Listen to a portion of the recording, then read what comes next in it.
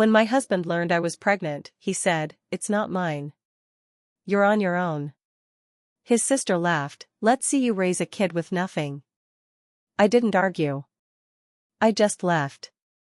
11 years later, at a science fair, the judges asked to meet the parent behind the national award-winning project. As I walked in, their jaws dropped because I'm not sure when I stopped trusting Mark completely. Maybe it was a slow thing.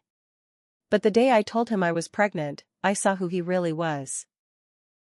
And once you see that in someone, there's no going back. We were living in Everett, Washington, renting this rundown duplex off Casino Road. Mark worked part-time at a car stereo shop. I was doing night shifts at a grocery store bakery. We weren't rich, but we had enough to keep the lights on and eat. I found out I was pregnant on a Wednesday morning. I remember that clearly because I'd just gotten home from work, and I felt dizzy and nauseous. I took the test, then sat on the edge of the bathtub and waited. When I saw the 2 pink lines, I smiled. Not a big smile. Just small. Careful. Hopeful. I told Mark that night when he came home. I had dinner ready. I said it straight, "I'm pregnant." He didn't look up from his plate. Then he set his fork down and said, "That's not mine." At first, I thought he was joking. "What?" He pushed his plate back. "You heard me. Mark, we've been together for 4 years. So?" He shrugged. "I don't want a kid. I never said I did." "You deal with it." I felt everything inside me freeze. My hands went cold. I just stared at him. Then, like it wasn't enough, his sister Angela chimed in. She'd been staying with us for a few days that turned into 4 months. She was watching TV and didn't even look at me when she said, "Looks like someone trapped the wrong guy." That hit hard. I didn't respond. I stood up, walked into the bedroom, packed a single bag, and left. No crying. No screaming. No fight. Just silence. I didn't want to give them the satisfaction. I moved to Spokane because it was far enough that I wouldn't bump into anyone, but not so far that I couldn't afford the gas to get there. I found a cheap place over a garage in Hilliard. It had 1 room, no oven, and a draft so bad I had to wear 2 pairs of socks indoors. I worked at this diner on Sprague Avenue. Mornings were truckers and tired nurses. Nights were worse. Drunks, creeps, people who thought waitresses were furniture. I took it all. I smiled. I said thank you even when I wanted to scream. I saved every tip. When Caleb was born, I had no one in the room with me. No one brought flowers. But when they placed him in my arms, all I could think was, "You're mine. You're the only thing I'll never let anyone take." He had these deep brown eyes and a grip like he'd already made up his mind about the world. Life was hard, but I made it work. I learned to budget every penny. I bought diapers in bulk, used cloth when I couldn't. We didn't have cable, but I found old laptops at thrift stores, fixed them up, and downloaded learning games. When Caleb was 5, I caught him rewiring a broken toaster. "What are you doing?" I asked. He shrugged. "Trying to make it spin." He was always like that. Quiet. Curious. The kind of kid who asks questions you don't know how to answer. Why is the sky blue? Why do cars use gas? How do lungs work? By 3rd grade, he was building working models from YouTube videos. He didn't care about toys. He wanted tools.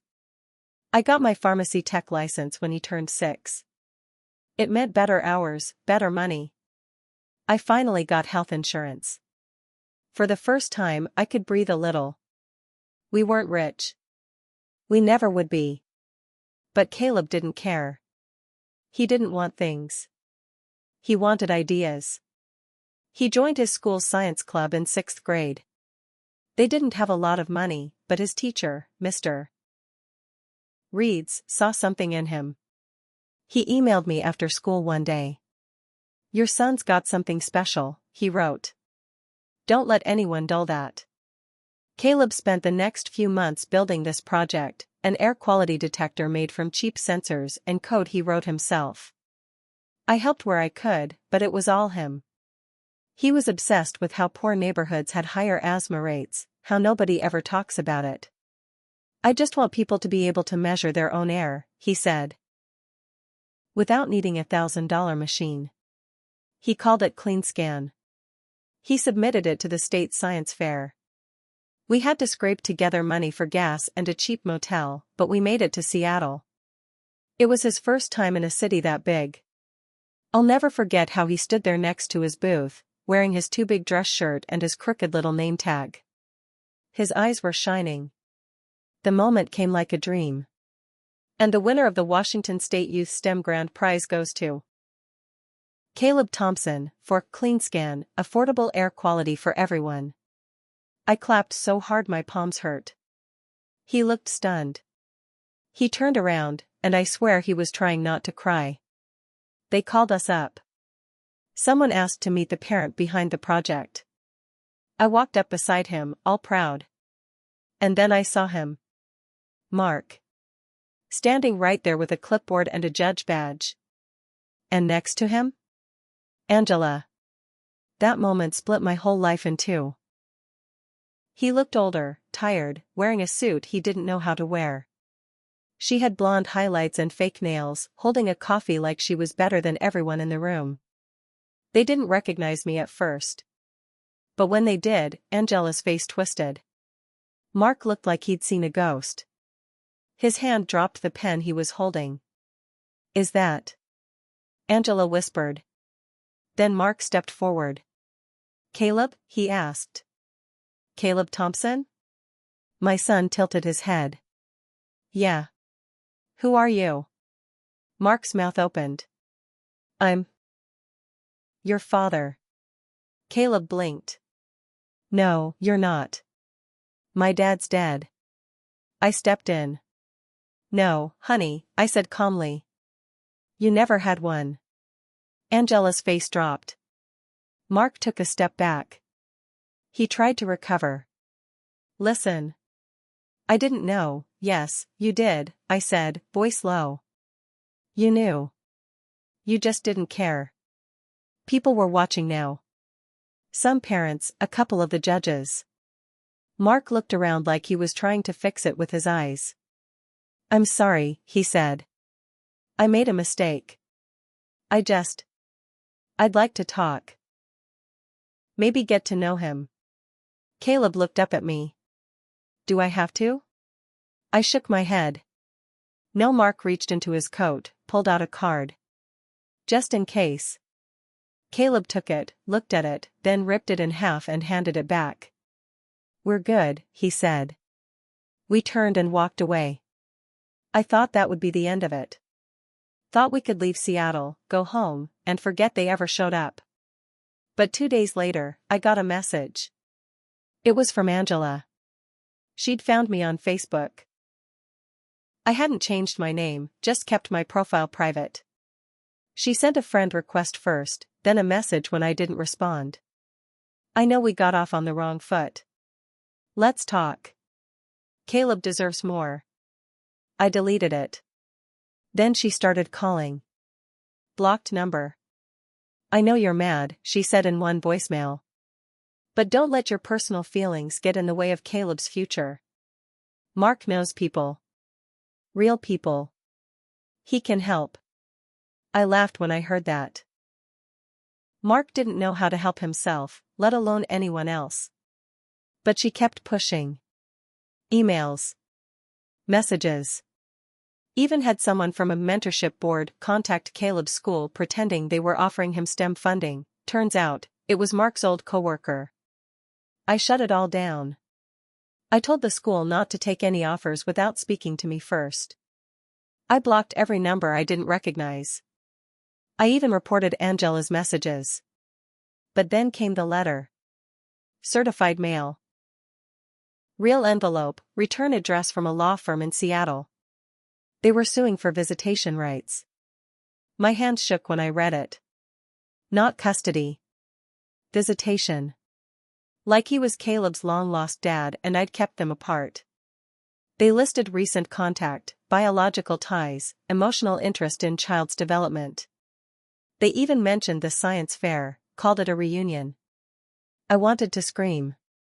They were using my son's success to wedge themselves back into our lives. Because now he was worth something to them. I got a lawyer.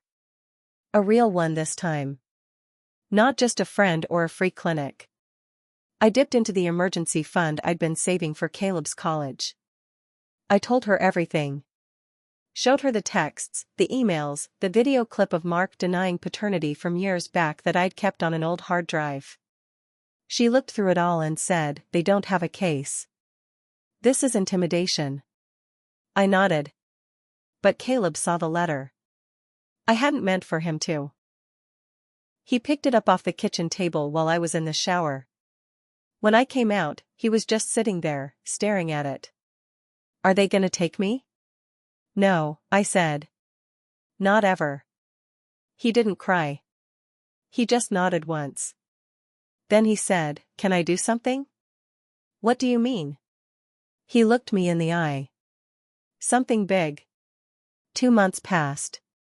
The court threw out the petition, just like my lawyer said they would.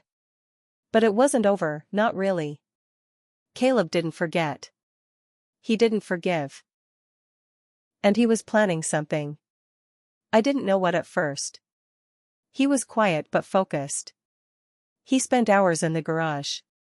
He asked for weird things, a burner phone, a blank flash drive, a second-hand laptop from the pawn shop. I trusted him, but I kept an eye out. Then one day he said, "Mom, I need a favor. Can we go back to Seattle?" I raised my eyebrows. "Why?" "There's another fair." "Not school." "A public demo." "A showcase." And I got accepted. I didn't ask how. I just said okay. It was held at a community tech center downtown. Small event, mostly high schoolers and college kids showing off apps, robots, data projects. Caleb set up his booth with this big display he'd built himself, 2 screens, a tower, even a solar panel. The title? Toxic Ties, a real-time air monitor for detecting verbal pollution. I didn't understand it at first. Then I watched. It was more than a detector. It was a live audio to data converter. It measured tone, word choice, speech intensity. It identified patterns, anger, sarcasm, manipulation, and showed real-time data spikes on screen. He had sample clips. One of a parent encouraging a child, low spike. One of a boss mocking an employee, huge spike. Then he played the one that stopped everyone cold. A voice clip. Old. Grainy. "Mark, that's not mine. You're on your own." The spike on the screen shot straight to red. Then Angela's voice, "Let's see you raise a kid with nothing." Another spike. Then a video overlay popped up. Caleb explaining the project. "Some pollution can't be seen. But you feel it. You grow up in it. You breathe it in. This system shows what emotional toxicity really looks like. And what it does to people over time." The crowd was silent. A woman near me whispered, "That's his dad?" Another whispered back, "I saw that story on the news, Mark wasn't there." But someone filmed the demo. It hit TikTok. Twitter. Local news again. Title, Teen Inventor Exposes Toxic Family at Science Demo. Uses own childhood as data. 3 million views in a week. Angela shut down her social media. Mark got pulled from another board. Caleb? He got a scholarship offer from 3 tech schools. One of them named a summer lab after him. I thought Caleb's Toxic Ties project was the end of it. His point had been made. Loud. Public. Devastating. Angela deleted every account she had online. Mark disappeared from the mentorship board listings. But we weren't done yet. 2 months after the showcase, we got a letter. Not a threat. Not legal this time. It was handwritten. Thick, expensive paper. Folded 3 times, sealed in an envelope with embossed initials, MC. Mark. I opened it while Caleb was at school. It wasn't angry. It wasn't smug. It was pathetic. I saw the video. I know I deserve it. I know I was cruel. You were right to keep him from me. But I'm asking you, not as someone who deserves anything, but as a man who finally understands what he threw away. Please. Let me meet him once. I won't ask again. I stared at it for a long time. Part of me wanted to rip it up and forget it. But another part, the angry, tired part, thought, let him see what he gave up. Let him feel it for real this time. So I left it out on the counter. Didn't say a word. Caleb saw it when he got home. He picked it up, read it in silence, and said, "You want me to write back?" "No. Only if you want to." He folded the letter and tucked it into his backpack. A few weeks later, Caleb asked me to drive him to a specific address. South Seattle. A private rehab clinic. I didn't ask questions. He'd earned my trust. We pulled up. It was a clean place. Big building, security gate, a check-in desk. He walked in with a flash drive in his pocket. He came out 20 minutes later. Said nothing. But that night, I got a call. A woman from the clinic. "Your son left something for Mr. Mark Cooper. We gave it to him during session. Just wanted to let you know." "What was it?" I asked. "A video. It had clips of interviews, news, that science demo, and a message." "A message?" "Yes. Your son looked straight into the camera and said, 'I'm the legacy you denied. You don't get to rewrite that. You don't get to sit with me at graduation or pretend you were there. You weren't. You never were. This is the only meeting you get.'" Then it cut off. Weeks passed. Quiet again. Then came the knock on the door. Not Mark. Angela. She looked thinner. Worn down. Her nails were chipped, and her hair was pulled into a messy bun. No makeup. No heels. She stood there holding a shoebox. "I'm not here to fight," she said. "I'm here to return something." I opened the screen door slowly. "I found these at Mom's house," she said. "Old photos. Letters. Stuff Mark never gave you." Inside the box were ultrasound pictures. Cards I'd written when I was still with Mark. Telling him I was scared, but excited. A small blue sweater I'd knitted and left in the drawer when I walked out. "I didn't know he kept this stuff," Angela said quietly. "I thought he threw it away.